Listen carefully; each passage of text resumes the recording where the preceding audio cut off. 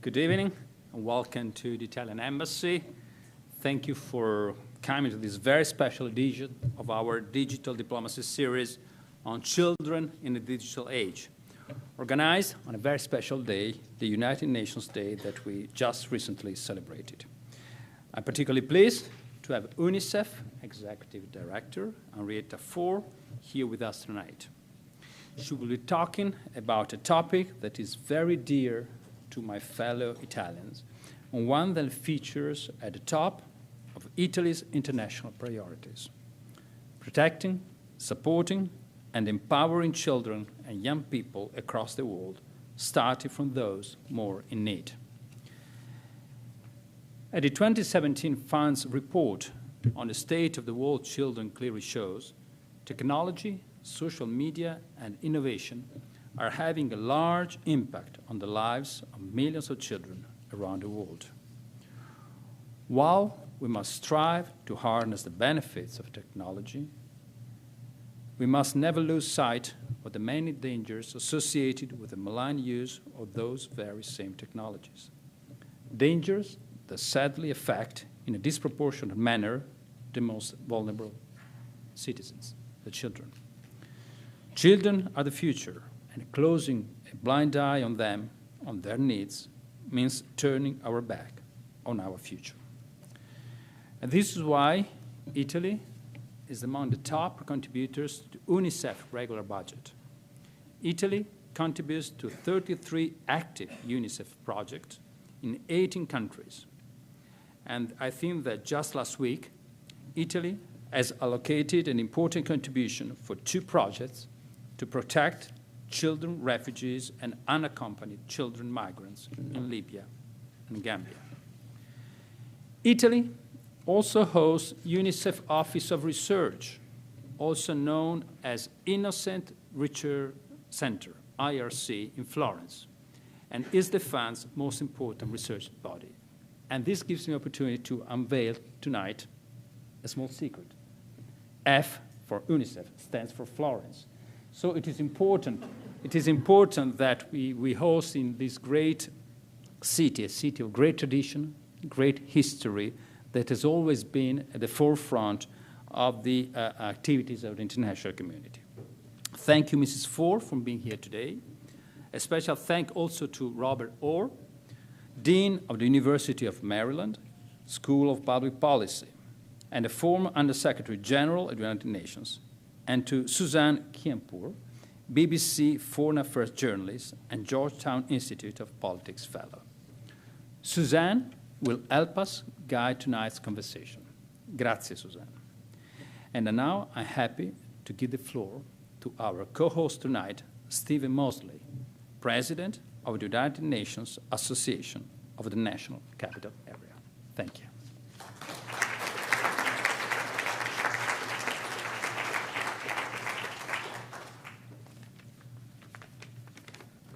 Good evening, and thank you very much all for joining us this evening. This is a tripartite co-hosting. First of all, thank you, Mr. Ambassador, for making this wonderful embassy the place for us to gather together, and because it fits so well the programmatic interests and thrusts and support of the Italian government to UNICEF. It seemed just a perfect opportunity to meld together these factions, these capacities for celebrating UN Day. We're also joined by the United Nations Information Center, represented by Stefania, and thank you so much for coming back to Washington to be the acting director. This is a very strong institution that has over 20 representatives of the United Nations in town, so that there's a constant interlocutor relationship between embassies and between the U.S. government agencies and us as a foundation of the United Nations Association. I also want to thank the board members and the advisory council members and other friends and members who have been generous donors for tonight's event, supporting and sponsoring our organization, the proceeds from which sponsor our programs throughout the United Nations Association of the National Capital Area. We also have 2 institutional sponsors for the programs that we're carrying out on behalf of UN Day. These include the United Nations Federal Credit Union, UNFCU, and also Airshot, a company led by our advisory council member, Robert Schott. Thank you very much, Bob, for being here with us tonight as well. I also want to extend a very warm welcome to those of you representing other embassies here, UN agencies, U.S. agencies, academic institutions, besides Bob Orr's wonderful academic institution in Maryland, press and news organizations, and other members of our community. I have to say, we're very fortunate, though, to have this special guest, which the ambassador has already mentioned, Henrietta H, Executive Director of UNICEF since the beginning of this year.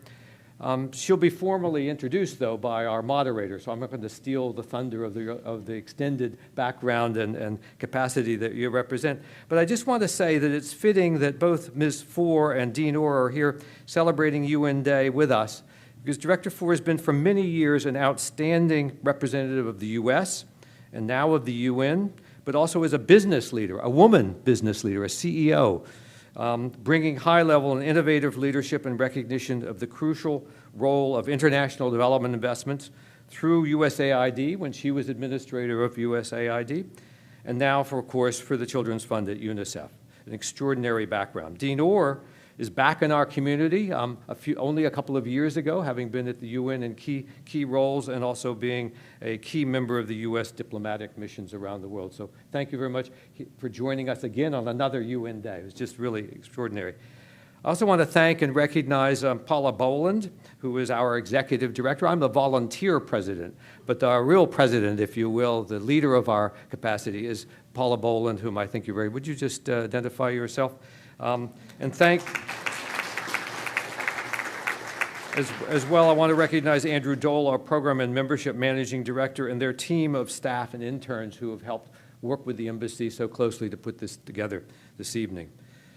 They also happen to be preparing right now for our annual Human Rights Awards coming up on December the 6th, and I hope many of you will also participate in that. It is an exciting event that won't equal this, of course, but it's an important opportunity to link back the very important emphasis that we place on human rights.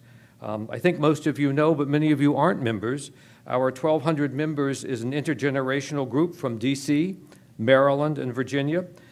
We happen to be the largest chapter of a set of 118 chapters across the country and part of a larger group called WAFUNA, which is the World Federation of United Nations Associations, also represented well in Italy, I should say, as well.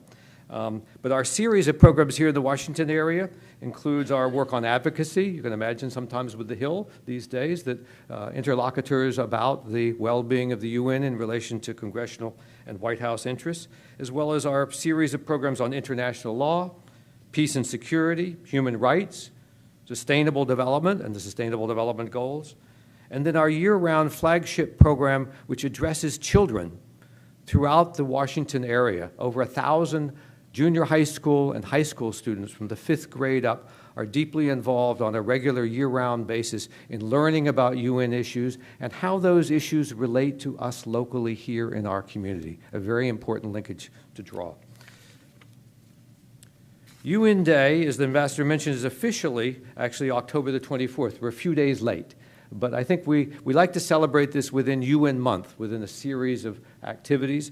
So we're not too late. We're commemorating the founding of the UN in 1945 and the ratification then of the UN Charter by then only 50 member countries. Can you imagine? There are 193 member countries, almost 4 times as many countries today as at the founding of the UN nearly only 75 years ago. The Charter states with the words, and starts with the words, "We, the peoples of the United Nations, determined to save succeeding generations from the scourge of war, which twice in our lifetime has brought untold sorrow to mankind, and reaffirm faith in fundamental human rights, in the dignity and worth of the human person, in the equal rights of men and women, and of nations large and small, and to establish conditions under which justice and respect for the obligations arising from treaties and other sources of international law can be maintained, and to promote social progress and better standards of life in larger freedom." It sounds as though it might have been written last week, when in fact those modern words, they seem so modern to us today, they're so relevant to us today, just as they were written 75 years ago. Today, the UN, at almost 75 years after World War II, and on this 100th anniversary of the end of World War I this year, and this is also the 70th anniversary of the signing of the Universal Declaration of Human Rights. It makes it more essential for the well-being of all of us and for our planet than ever before the UN's operation with success going forward. Our mission at UNA-NCA is to encourage and support continuing understanding, respect for, and full engagement of all of our citizens and policy leaders in the well-being of the UN in partnership with the United States. This is clearly an important time to be focused on the UN's values and purposes, as alluded to as well by the ambassador, to address the many ills and challenges we face in the world today and in our communities here at home. In this message on UN Day last week, Secretary General Antonio Guterres underscored, quote, our need to stand in solidarity around the world to heal our planet, to repair broken trust, and to leave no one behind, which is certainly the subject of our panel tonight. This is a charge to all of us going forward in the weeks and months ahead, in this community and across this country, and to enhance our relations through civil discourse and by collaboration with neighboring countries to the north and south, and with all nations and their citizens who are members of UN Day. So thank you all for being here this evening, and happy UN Day. And I turn the podium over to our moderator. Thank you.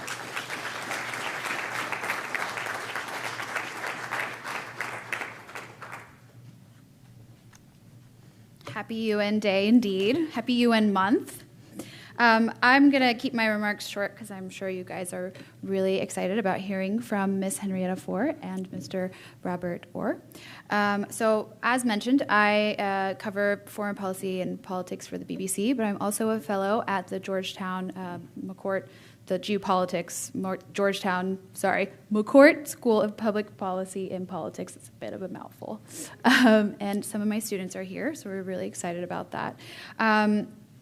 So children in the digital world. I mean, there's so much to talk about, and we're going to make sure to open the floor up for questions for you guys to ask our guests.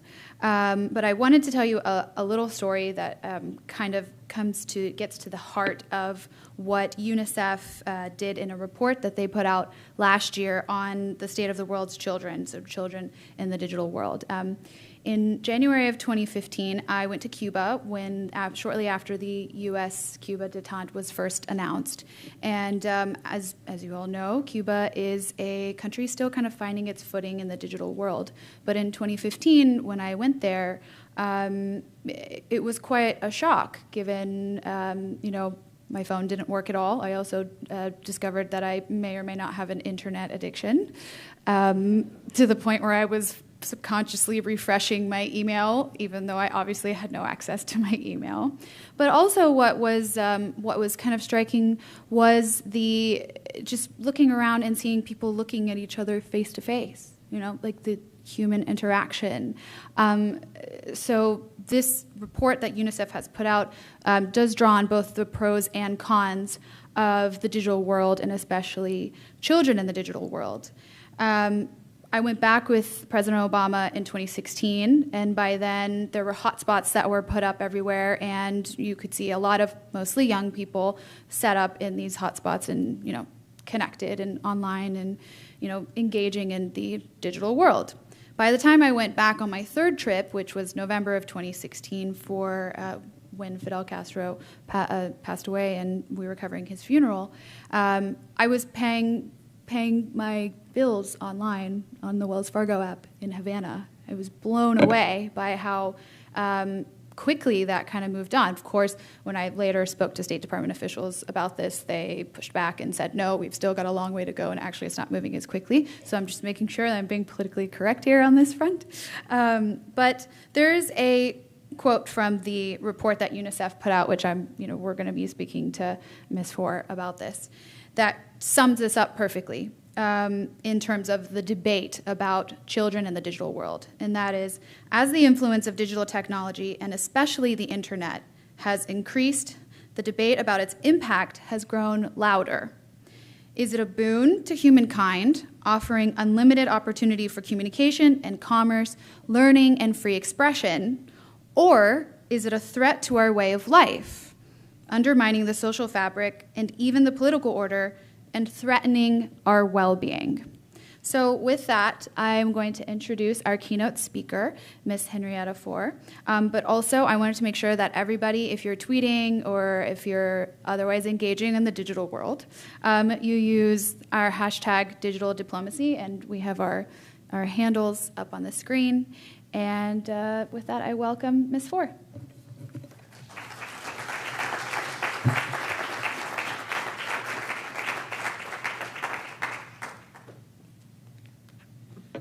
Well, thank you very much, and good evening, everyone. May I first please thank the Ambassador. Ambassador Varricchio, thank you very much for hosting us this evening, and to everyone here at the Embassy of Italy.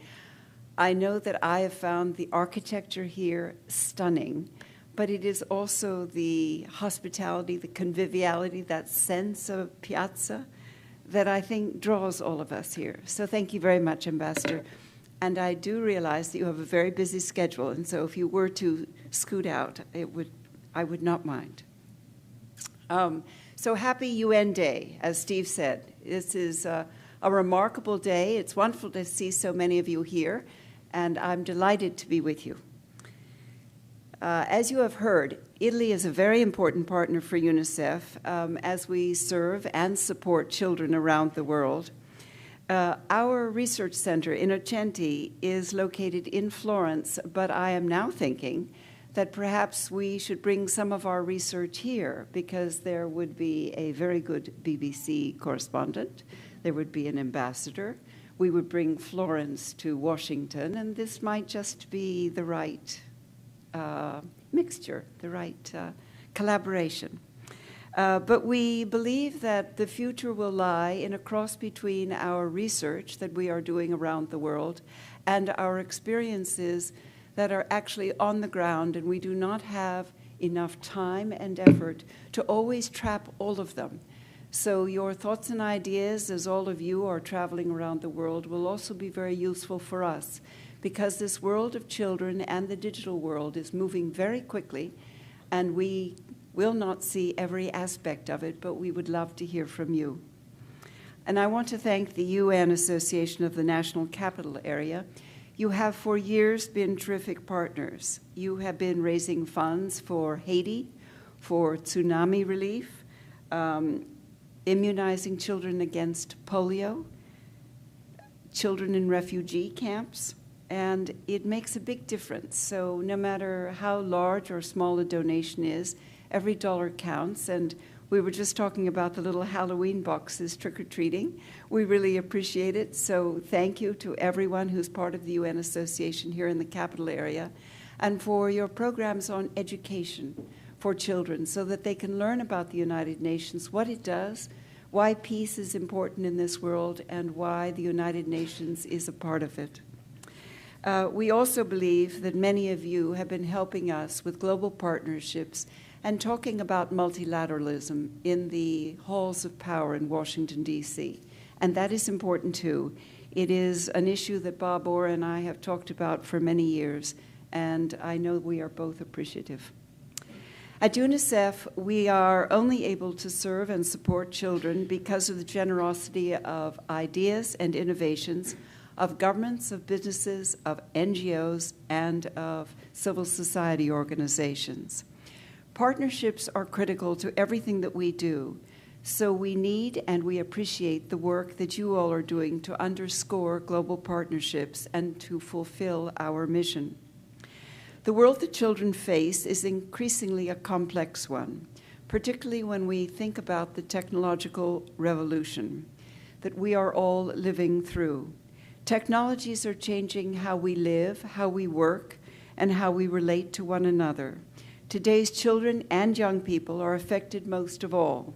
After all, they will be the major creators, users, and beneficiaries of the digital technology in the decades ahead. So digital issues are children's issues and young people's issues, even more than they are for those of us who are their elders. As advocates for children and young people, UNICEF is faced with many of the important questions that you are beginning to hear tonight. Are the governments of the world adapting to these changes quickly and effectively enough? For those of us who've served in government, I think that we feel that the answer to that is often no. Are we using these innovative digital tools to help children learn and gain skills? And for some of us, there is a yes and there is a no to this answer. Are children and young people protected, especially when the dangers of digital technology are so real? Are we listening to their needs? How can we join forces with the private sector and innovators around the world to better target the great promise of digital technology to the needs of children and young people while protecting them along the way? These are complex questions that resist easy answers. Given the challenges and opportunities of technology, UNICEF's view is that we must simultaneously empower and protect children in a digital world. So let me talk about each of these. First, we must empower them. Once connected, digital technologies can amplify the voices of children and young people. For example, the rapid rise of mobile phone technology over the last 2 decades has driven the creation of an entity called U-Report. It's helping UNICEF to research children and young people and to reach them in the hardest-to-reach communities in new ways. It's being used by about 5 million children and young people in over 50 countries, and they can report on issues that are affecting them, such as, did a teacher arrive to teach their class this morning? What about violence? Did they have violence, either physical or sexual, in the last week by someone that was unwanted? HIV prevention. Has there been a discussion about HIV protection for them this past week? And was it effective? Did they learn how to protect themselves? And reproductive health. Do they know about menstrual periods and how to protect themselves? It's also been used in responses to emergencies like Zika health crisis and Hurricane Irma. We're also using it how to think about digital technology and helping young people gain access to education and skills. In today's world of work, it is changing faster and faster. Globalization and technology are rewriting the rules of much of our global economy and rapidly revising the skills that are required for employment. The quantity, the quality, and the usefulness of education and skills training is more important than ever. Last month, we joined a number of public and private partners to launch a new partnership called Generation Unlimited. They have also nicknamed this Gen U. They've said that it's our time, our turn, and our unlimited future. Gen U is focused on the ambitious but achievable goal of giving every young person in school learning, training, or age-appropriate employment by the year 2030. With our partners and critically with young people themselves, we're co-creating and scaling up new initiatives that can help us reach this goal. Digital technology is an important part of this. In Argentina, there is a program that connects rural students in remote, mountainous, hard-to-reach areas with something they've rarely seen, a secondary school teacher. So these students arrive at their community school, they're joined by a community teacher, and they're connected online with a hub school in an urban center, where there is a secondary school teacher who can teach them about digital skills and also give them a first-class secondary school education. They do not have to leave their communities, and they're able to get an education in ways that they would not have had a chance to before. There's another program called Upshift that gives young people mentorships and resources to create local solutions for local communities. So one group in Vietnam gathered together and they identified one problem in their community being how people with disabilities could find transportation. They created a new app so that young people who were on call to give volunteer rides to people with disabilities, could be found, could connect with them, and could pick them up.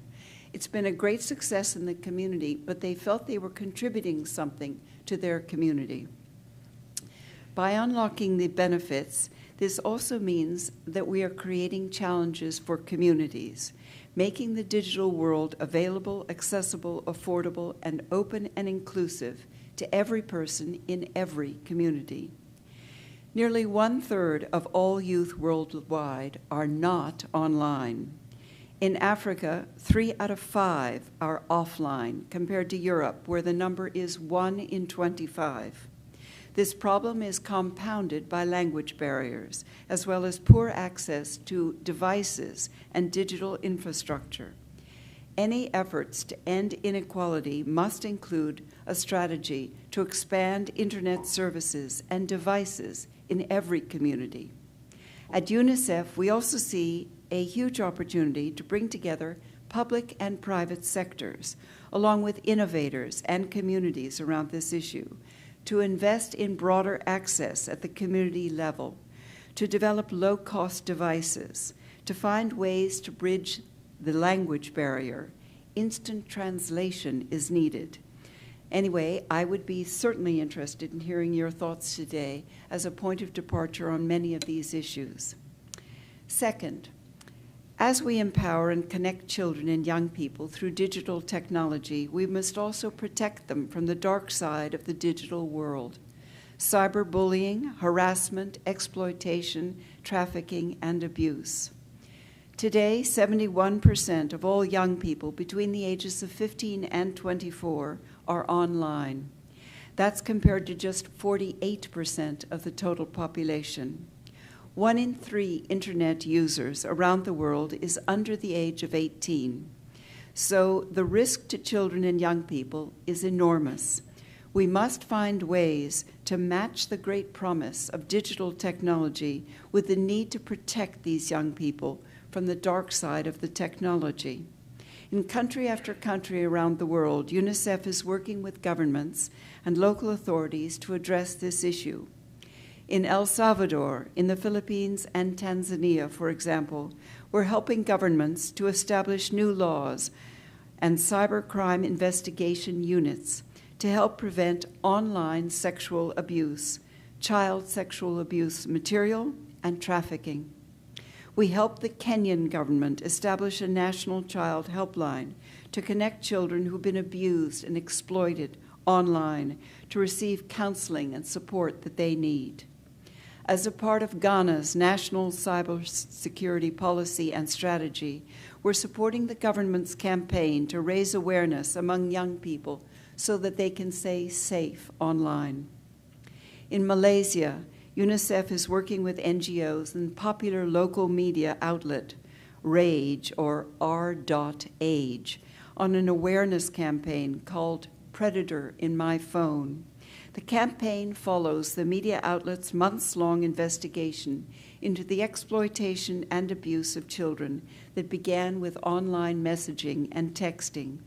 Through it, we're working with local communities, parents, and young people themselves to raise awareness about this issue and how they can stay safe.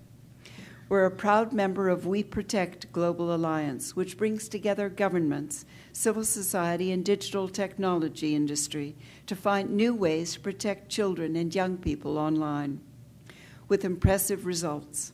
From Jordan's new police unit focusing on crimes against children online, to a national study in the Philippines to improve child support services for child survivors of abuse, to Guatemala's work to support that is supported by UNICEF to dismantle networks that produce online child sexual abuse. A number of innovative technology tools have been developed, as well as including photo DNA. It's a technology to detect known child sexual abuse material. And next week, technology companies will come together under the leadership of Microsoft to test out another promising tool to detect the online grooming of children. Throughout, we also want to find new ways to protect children's data and privacy. In many countries, laws and policy frameworks have not kept pace. In addition to advocating for new laws and regulations with governments, we must also work more closely with the digital industry to develop new technology that can anonymize children and young people when they're online and better encrypt and protect their data. These are just a few examples of how we can work together to protect children and young people when they're online, while also letting them know that with the right approach, attitude, and awareness, they can stay safe and protected. By protecting them from the worst of the online world, we can help them to benefit from the best of it. As adults, we have a role to play too. We can have open conversations with our own brothers and sisters, our own children and grandchildren, about the benefits and the risks of online behavior. In our countries and communities, we can advocate for tighter regulations, laws, and policies with our government leaders to protect children and young people when they're online. We can work with our local school boards to make sure this issue is being discussed and that young people are given the tools they need to stay safe. Digital literacy and safety must be part of their curriculum. And we can take every opportunity to keep the issue of online safety front and center with our friends and colleagues who work in the digital technology industry, because private sector must play a role. These are just a few ideas of how we can keep the momentum going on this issue. And I'm sure that you have your own ideas, which we all look forward to hearing at UNICEF. So once again, thank you very much for this opportunity. I look forward to our discussion, and thank you very much for your hospitality this evening.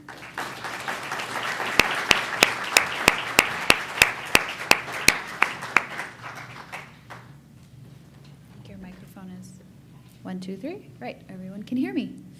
Thank you so much, Ms. Fore. Both of you bring such a wealth of experience in this field, in this intersection of foreign policy and digital diplomacy, and now as it relates to children. You mentioned about needing to make sure that children are literate in this subject and in the realm of the digital world. How can educators ensure that? How can educators ensure that children and students, university students, students at University of Maryland, where you are equipped with the tools that they need in order to face the world, which, frankly, a lot of the world that we face now is online. We live a lot of our time online. So how can on a practical level how can we ensure that? Well, first of all, thank you for being here. It is a pleasure to join Henrietta Fore, who I have worked with and admired for many years, on this topic. I want to change your question just slightly. Mm-hmm. University is way too late to be talking about this subject. The subject really needs to stay focused on children, because by the time students come to a university, their digital world is well-formed. Their protections are well-formed. Things still happen, and we still have to pay attention at the university level. But I think the importance of this report and the work that UNICEF is doing is that we all need to focus on this much earlier than we think we do. I was just in Madrid last week. I'm on the board of one of the Bloomberg philanthropies focused on global cities, and they have a digital program for middle schoolers. And I was very struck visiting some of the schools and looking at the digital literacy that's happening at the middle school level. It was very exciting to see how engaged middle schoolers were. But even by the time they reach 10 to 12 years old, it's starting to feel late. So I think the age range is one issue that we need to focus on. And I like the fact that the UNICEF report looks at the promise and the perils. I am just very struck, having worked in very different parts of the UN on different issues, we tend to want to focus on the promise because we want to make the world a better place, and here's a powerful set of tools. On my work on climate change with the UN, I have seen how the technological tools are truly transforming not just the industrial processes and the things we need to change the climate equation, but the engagement of average citizens all over the world. Promise. But the perils are very much there.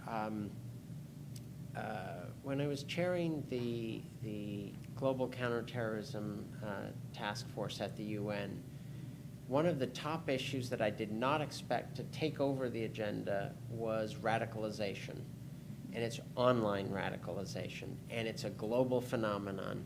And these powerful technologies that we keep focusing on the promise, just what Henrietta was describing on grooming, these kinds of behaviors are global, they're sophisticated, and they target the most vulnerable. And that's what both an international organization like the UN, but also every government needs to focus on, making sure we realize the promises, but that we do protect our most vulnerable citizens, which happen to be children. How early do you think then it should start, this kind of training? I'm afraid you're going to get a response from me as a parent now, not as a dean or as a UN official. My children are so literate on digital technologies because of where they grew up, the country, the socioeconomic status. But I'll tell you, their online habits were formed probably by the age of 12.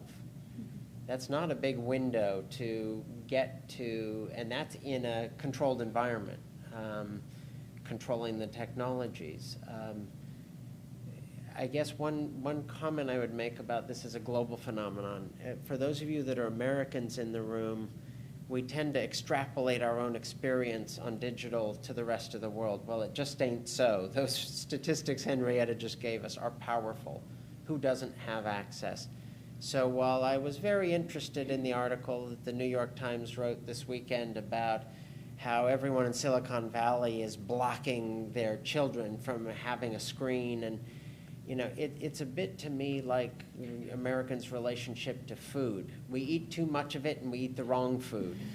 So, the fact that we are so focused on, limiting screen time, good, it's a real issue, we need to, but for the world, it's much more about making sure there's access. So we have to deal with our issues, but make sure we don't extrapolate those onto everybody else. Well, it's interesting you mentioned that, because in the UNICEF report, I did like that there was the sort of pros and cons that were laid out, and then the recommendations. And one of the pros was how a young Syrian refugee girl in the Zaatari camp would be able to continue her education, because she has connectivity, she has an iPad, and so it is true. There is this kind of divide in terms of how Americans experience technology and how they do in the Middle East, for example. I in 2014 was living in the Middle East and saw kind of both the Syrian refugee crisis escalating, and then also the rise of ISIS and their messaging through things like WhatsApp. So on that note, do you, when you're out in the field, so to speak, do you experience kind of pushback on a level that makes you think that this might take a bit longer than you would hope in terms of getting the world kind of more connected? Actually, I think it's going to be much sooner, faster. So I was just in India, and their dream is that they will have every school connected in the next 2 years. That's every school in India, no matter how remote, no matter where it is. I mean, that would change the conversation, but that is not the dream, to your point, of everyone in South Sudan, let's say. So the disparity in countries can be quite a bit, but if the technology is there and if we can scale up a few of these solutions that can be global, I think more countries will take advantage of them. And now that the World Bank is looking at the Human Capital Index, and as we know, education is very much a part of that, digital education is something that is going to be coming in much more strongly. Most countries are now relooking at their secondary school education so that it will have digital learning, classroom learning, life skills learning, and work skills learning, because they just have to. And as that changes, it will drive good digital uses, and which will be very important. You might ask the audience if they feel that 12 is the break point, because I think Bob's is a very interesting point. I mean, I was in Kazakhstan this weekend, and two young women said that both of them felt that they became adults by the age of 12. And as a result, it was a time when they were going to steer their own lives. It was not one in which they were necessarily going to follow everything their parents said. But you might want to ask your Well, yeah, audience. I guess let's see with a show of hands who agrees with Bob at age 12? Raise Okay, your hand. everybody, come on. Okay, all right, it's okay. Put them up, nice and high. There we go. Okay. Would you want it earlier? Yeah. Yes. Earlier. Yeah. Look at that. Yeah.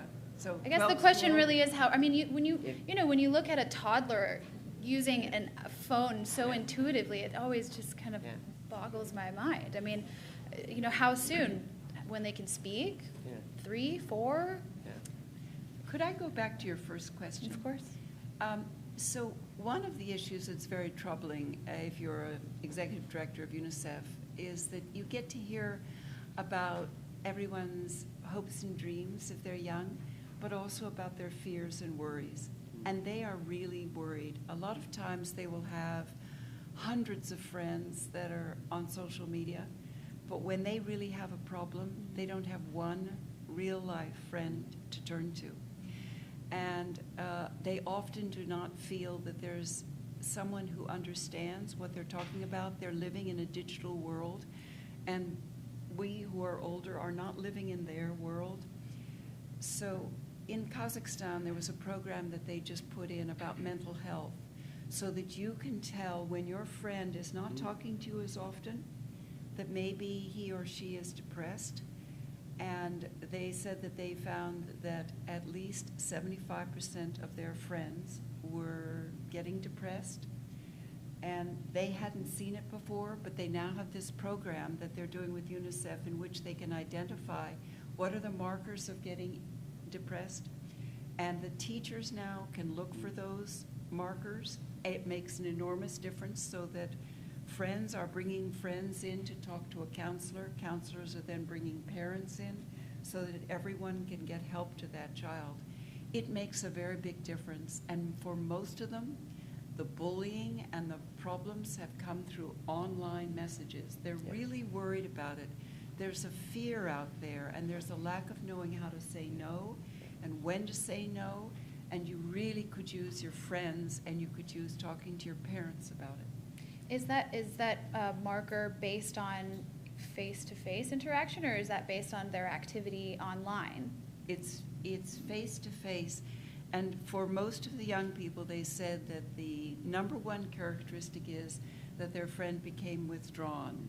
That's when they began to realize that the friend was trying to deal with something, was getting depressed and really needed to talk. They had withdrawn. And the suicide rates in Kazakhstan are very high.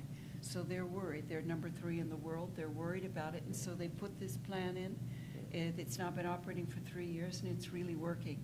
They've reduced their rates 60%, and it's just because they've removed the stigma that mental health and mental health around digital use is not a problem. It's something that you can deal with and that you can cope with. Suzanne, I was wondering if you would allow me to take the audience's friendly amendment, because I actually vote in spirit with all of you that said 12 is too late. I think what I was thinking about in putting down 12 is, I was thinking about kind of digital citizenry. You're a digital adult by 12.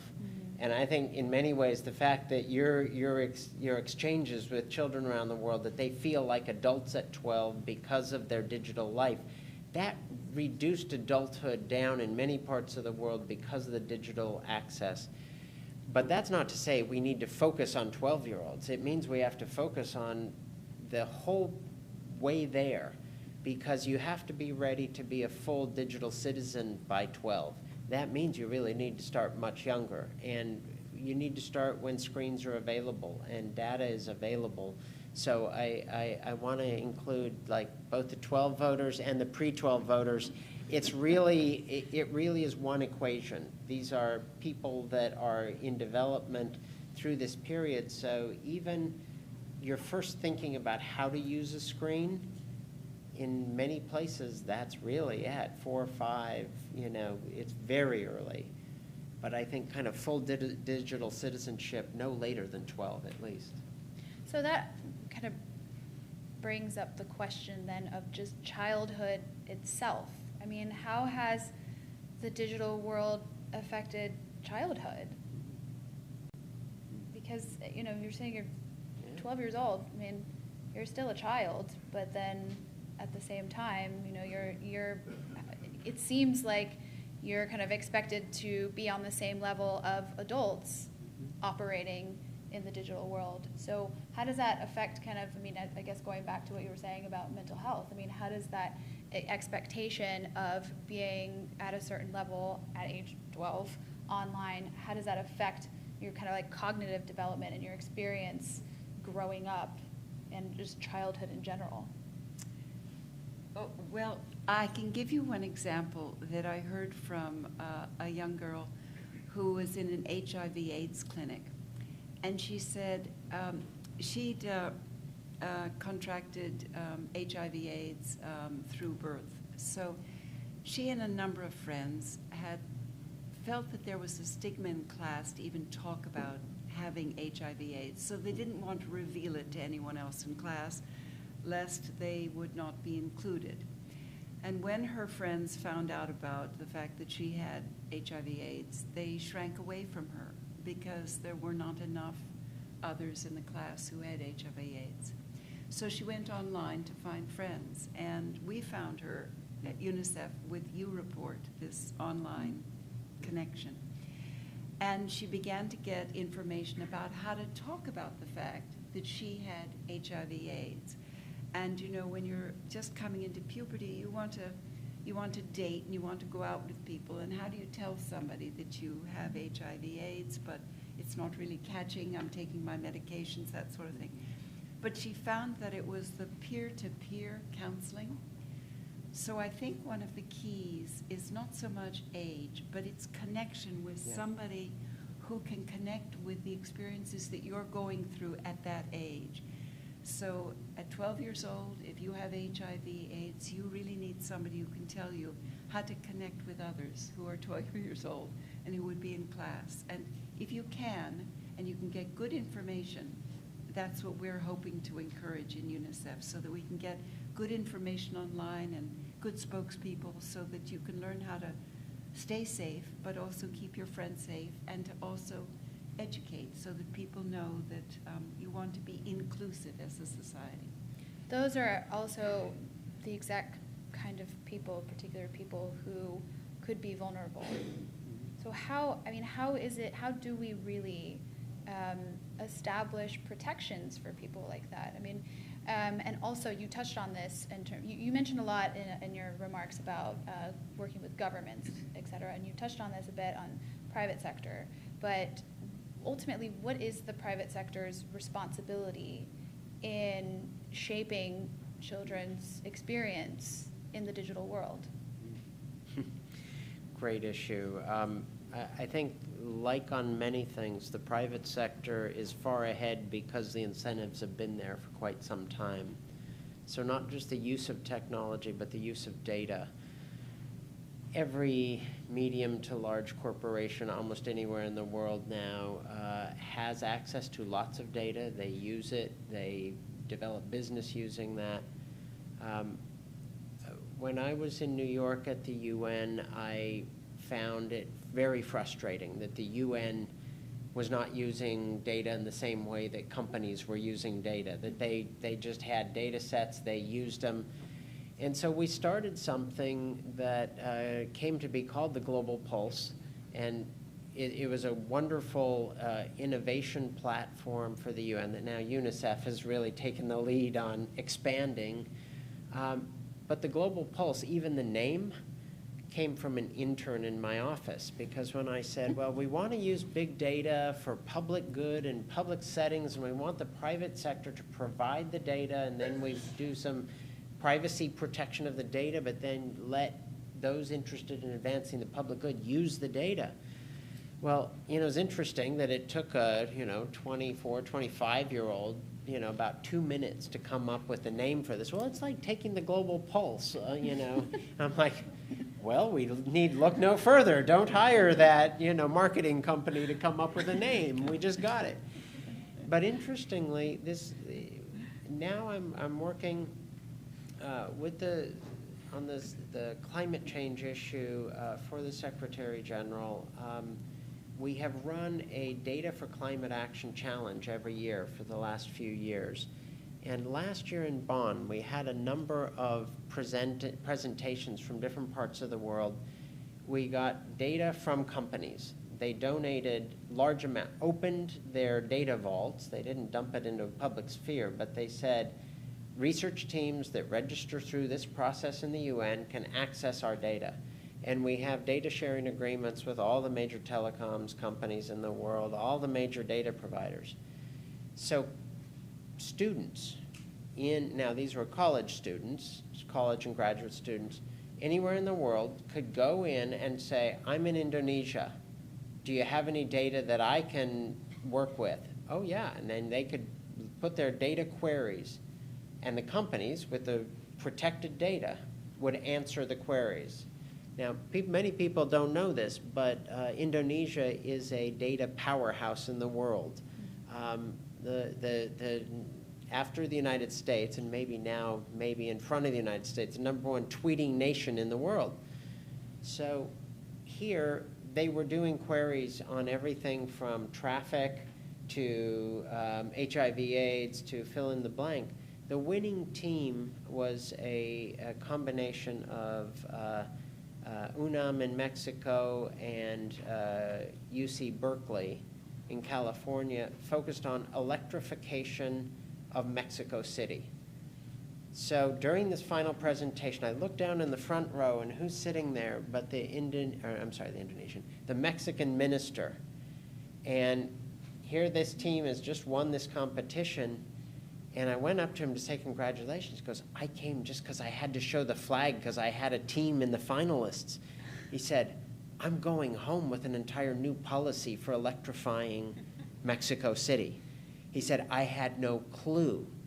And just the access to the data that those companies provided, and some bright young minds that manipulate data very well, in 3 months, they put together a proposal that gave the Mexican government, the city government, the state government, and the national government in Mexico, the plan for how to electrify the transport in Mexico City, which desperately needs it. So companies can do that kind of thing, not cost-free, but relatively cost-free. They just have to use some resources to protect the data, answer the queries.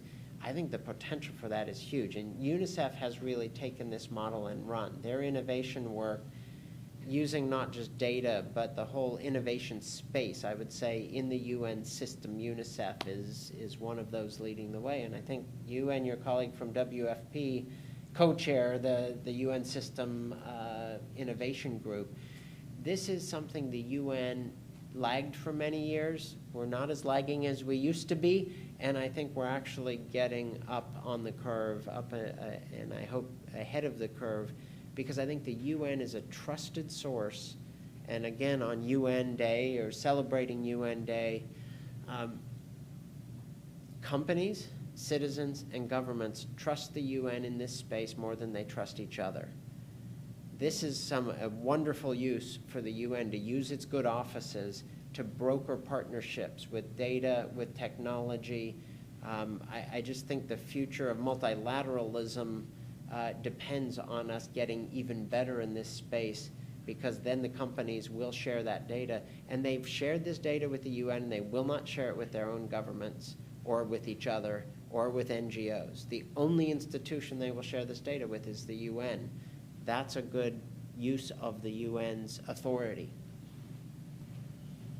You mentioned about the conversation about biology. I mean, how much do you feel that we know, or that we're anywhere close to really knowing what the effects of the digital world is on children and their kind of cognitive development and also their physical health?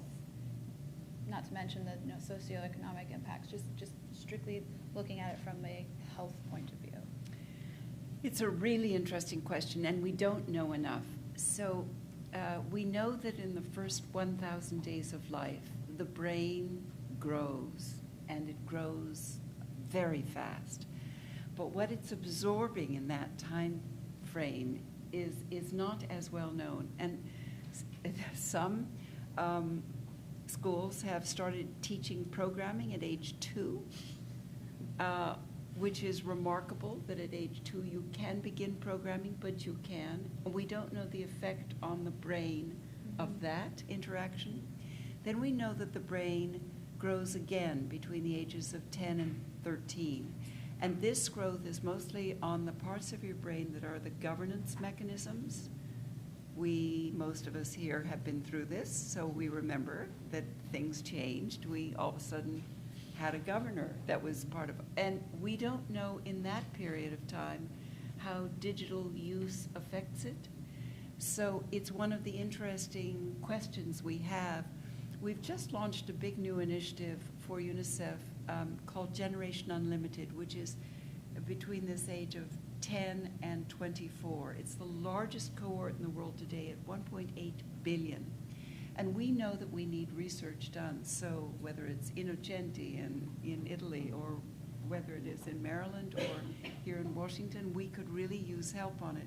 We need to understand more about an adolescent and what happens in the mind of an adolescent and in the development. So it's a fascinating issue, and we don't know enough. Well, it's something that clearly, I mean, I'm not a mother, but a lot of my friends are mothers. And whether it's them speaking about this or seeing it on Instagram under the hashtag #DigitalNanny, it's something that, caretakers and people raising children and parents are struggling with, because on the one hand, it's easy, right? On the other hand, you're not sure what the effects are. But there's also that kind of guilt of, this is really easy, I can just give my child an iPad and have it watch educational shows, but then we don't really know what it is doing to their minds. Let's take more questions from, ooh, look at that, okay. Wow. Right, we'll make our way up. So let's have one right there on the aisle, yeah, great. Hello, my name is Firdaus. I was born and raised in Afghanistan, and I had the privilege to work with UNICEF Innovation in 2016. I was actually there when they started working on Magic Box. It's amazing. I'm really surprised with the amazing work they do, and optimistic, of course. Thank you for giving us Magic Box. Of course. So since I come from a fragile state, and most of my study is done in Central Asia and South Asia, and I was kind of affected with a lot of, lack of security and conflict and all of this. But when I came here in the US and I learned about all these amazing innovation programs and digital technology, citizen diplomacy, I'm curious, what is the role of UN agencies or the UN as a big body of the member states in putting more pressure on these global networks to bring down radicalism or fighting against terrorism, this kind of things that goes on the internet. And as you mentioned, youth are the major users of internet and digital technology.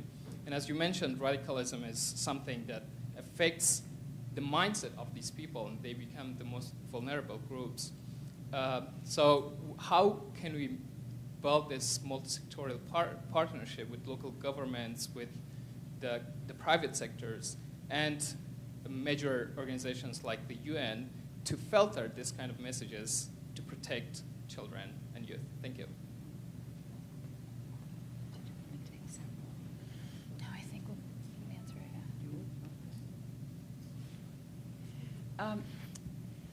it. UNICEF really tries hard with this, and it is a difficult issue because we believe very strongly that education and being able to have a good experience online and in a classroom will help in every way for a child. It's the ladder out of poverty. And yet, one can learn such different things online. And we don't really have a good answer for this. Local governments are interested, national governments are interested, and global governments are interested. But the UN as a whole does not yet have an approach that is a singular approach. But there are many programs that are out there. You have worked within us, which means that you may have some ideas for us. So would you please send in your idea? Thank you. And ideas that could be with an S. So one observation I would make that I think is relevant in many contexts, but I think would be relevant in Afghanistan as well. One of the powers of these new technologies is that in countries with less relative institutional structure, both helping expand the reach of government services and services writ large, but also keeping track of them, making sure that they're not being misused. I think the kind of reporting that the, what are the? You report, you know, it's very powerful stuff. Most governments are pretty allergic to having such things available. They don't like getting reports that are showing that their systems are not working the way they should. I think that is one good role for the UN, to use its good offices, but also its accountability framework to make those tools available so that governments can actually learn what's working and what's not working right in their countries, and then expecting them to do something about it.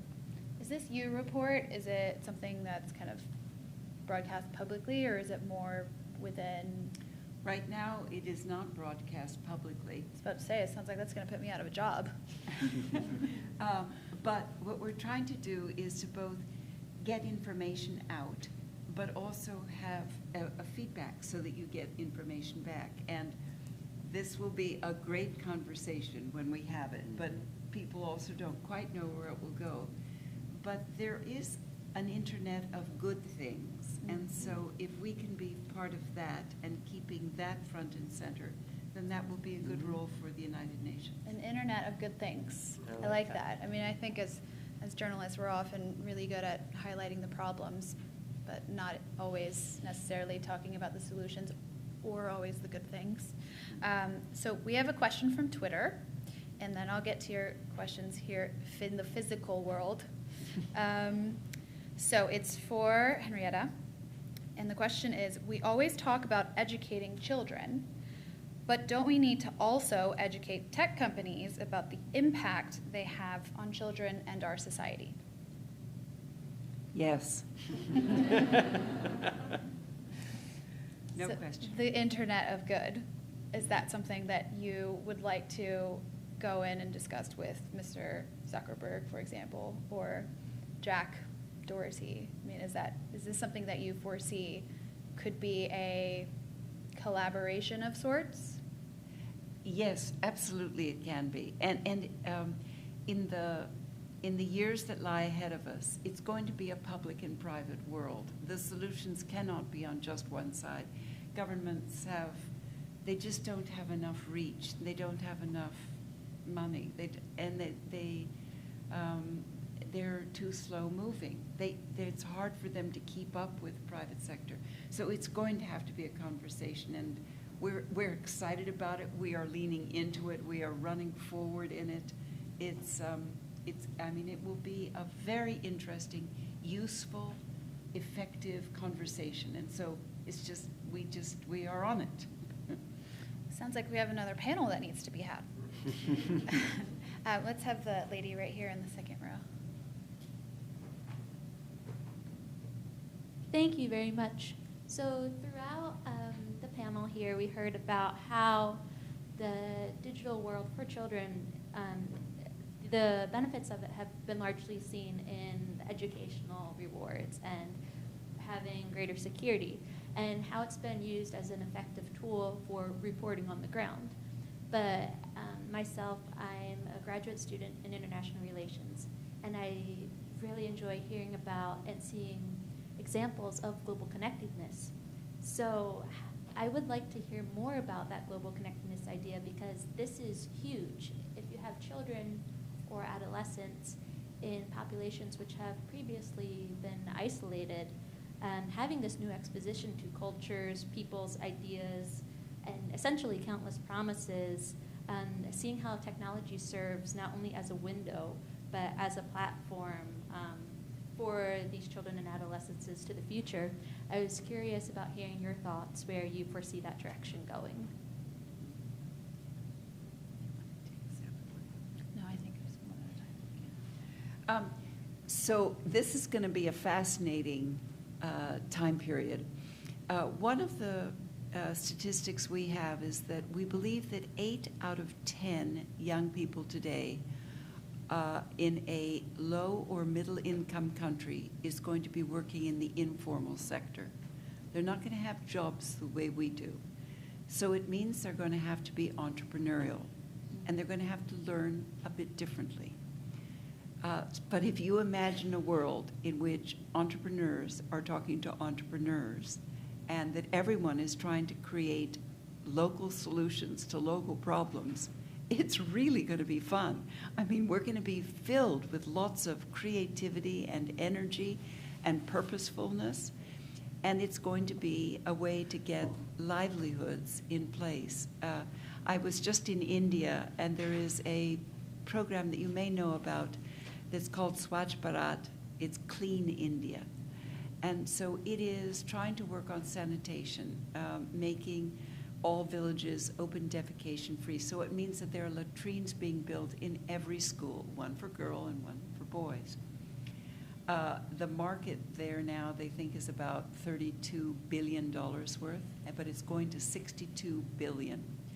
Well, young people in the schools are learning to wash their hands with soap, they're singing about it, and they're dreaming about being plumbers, sanitation people, people who will use digital technologies and install solar panels so that, you know, these water pumps will work better. And I mean, they're excited about it. They're thinking about how to solve local problems. So this interconnectedness is going to be fascinating. It's going to, just think of exponential energy and creativity in our world. So it's a great time to be in the field of foreign affairs. It's going to be terrific. So we have time for one more question, and then we're going to have a video tribute to Kofi Annan, who passed away recently. If we can have, actually, let's get on this side, because I feel like I've neglected you guys a little bit.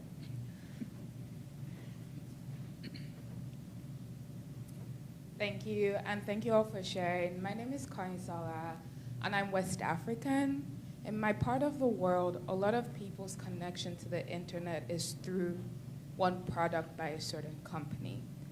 And I'm curious as to what you all see the impact of this kind of limitation of the internet on children in 10 to 20 years. Having a monopoly of one. Of one internet company. Just one Yeah. monopoly. Yeah.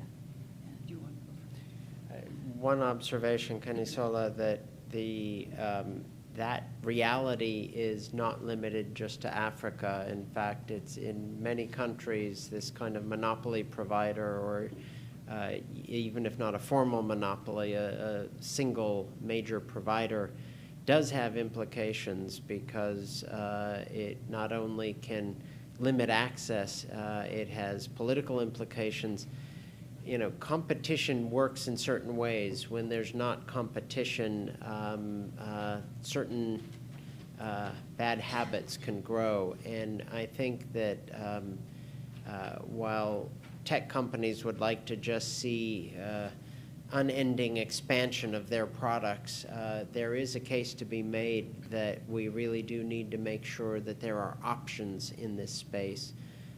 Not that companies intentionally behave poorly, but they want to maximize market share, so they'll do everything they can to keep others out, including local competitors.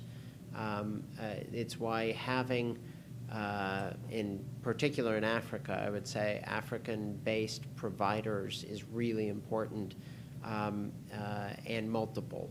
So what you're observing in West Africa, I think, is a more generalized problem in other parts of the world as well. But I think here, competition is part of the solution, that we need multiple providers to provide that competition. But I think this gets to regulatory issues, too, at the national level and the international dialogue. It's a privilege to be able to provide those services, not a right. And so just like we regulate, television and radio, every country regulates television and radio.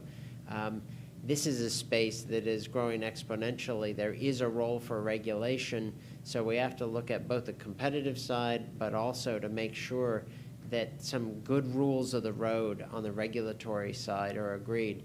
Governments get very uncomfortable when you start talking about kind of what are the best practices on a regulatory side. Everyone protects that very carefully. And I think an international discussion on the regulatory side of this is quite needed. Have you seen any sort of empirical, kind of on-the-ground evidence of how that has affected children in your experience? I haven't on the negative side, so let me give you one that I've seen on the positive side, which is that, in the world today, about 500 million children and young people do not have an identity. They didn't have a birth certificate. If they do have a birth certificate, it's been left behind because they are an internally displaced person or a refugee, and they do not have an identity. If they can stay with their community knows that they're Aisha or someone else. But if they do not, if they get separated, then they don't have a first name, a last name when they were born. In 3 countries I know of where there are dominant players in the telecommunications industry, they have offered to do a service in which if you're a young mother, you're giving birth, you can take a photograph of your child. The child then is given an identity from the national government so that they have a name. You put the name, where you were born, the time you were born, name of your mother and your father. And that at least gives you an identity which allows you to go to school, open a bank account, etc., later on in life.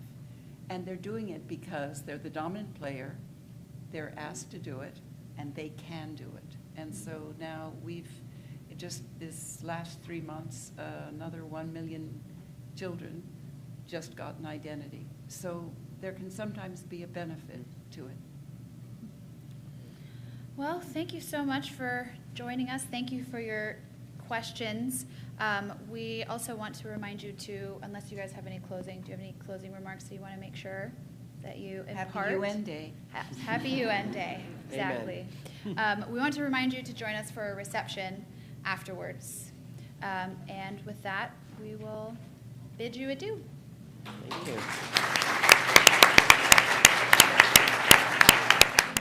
I remain convinced that the only answer to this divided world must be a truly united nations. Climate change, HIV/AIDS, fair trade, migration, human rights, all these issues and many more bring us back to that point. Addressing each is indispensable for each of us in our village, in our neighborhood, and in our country. Each of us must share the pain of all who suffer and the joy of all who hope. That is what the founders of this organization believed in. It is what I believe in. It is what the vast majority of people in this world want to believe in. Together, we have pushed some big rocks to the top of the mountain, even if others have slipped from our grasp and rolled back. But this mountain, with its brazen winds and global views, is the best place on earth to be. It's been difficult and challenging, but at times thrillingly rewarding. I yield my place to others with an obstinate feeling, a real obstinate feeling of hope for our common future.